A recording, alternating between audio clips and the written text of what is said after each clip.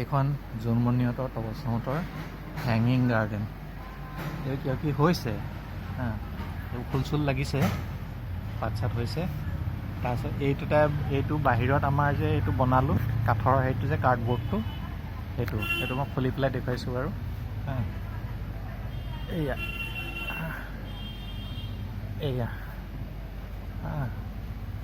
এই অফিচৰ ফাইল চাইলবোৰ থৈছোঁ আৰু ওপৰৰকেইটাত ঘৰৰ বস্তু ৰাখিম।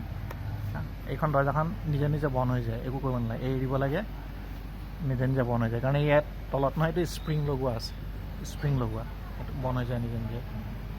বাহিৰত লেমিনেট কৰি দিলে ৰং চং দিব নালাগে।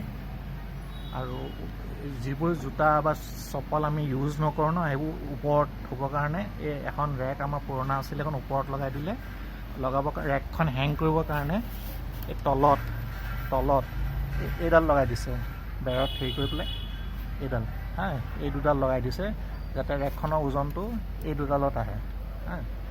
তাৰপিছত যিবোৰ আমাৰ ইউজ কৰা জোতা এইবোৰ তলতে থাকে আৰু। তাৰপিছত এতিয়া মই পাকঘৰটো দেখুৱাম, পাকঘৰটো ভেণ্টিলেশ্যন কেনেকৈ কৰিলোঁ সেইটো দেখুৱাম।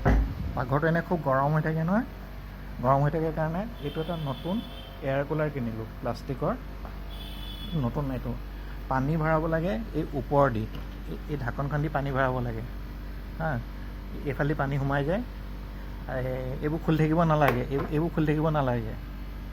আৰু এইটো সন্মুখৰ পৰা দেখিবলৈ এনেকুৱা এইটো তাৰপিছতে আৰু এতিয়া হৈছে কি, ইয়াৰ পৰা ঠাণ্ডা বতাহটো এই পাকঘৰৰ দৰ্জাখন দি ভিতৰলৈ সোমাল নাই, আৰু পাকঘৰৰ দৰ্জাখনৰ সন্মুখতে এইখন এগজষ্ট ফেন আছে, এগজষ্ট ফেনখন দি পেলাই বতাহটো ওলাই যায়। তেতিয়া মানে কি হয়, ঠাণ্ডা বতাহ আছে, ঠাণ্ডা বতাহটো ভিতৰলৈ সোমাই কিটচেনটোৰ, আৰু সেই এগজষ্ট ফেনখনেদি ওলাই গুচি যায়।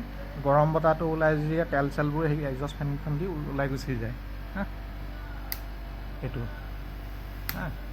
তাৰপিছত এইফালে এইটো ছাইডত এইটো পাকঘৰৰ হেৰিটো কিটচেন, আৰু এইডাল আহিছে সেই গেছৰ লাইনটো, পাইপ গেছৰ লাইনটো।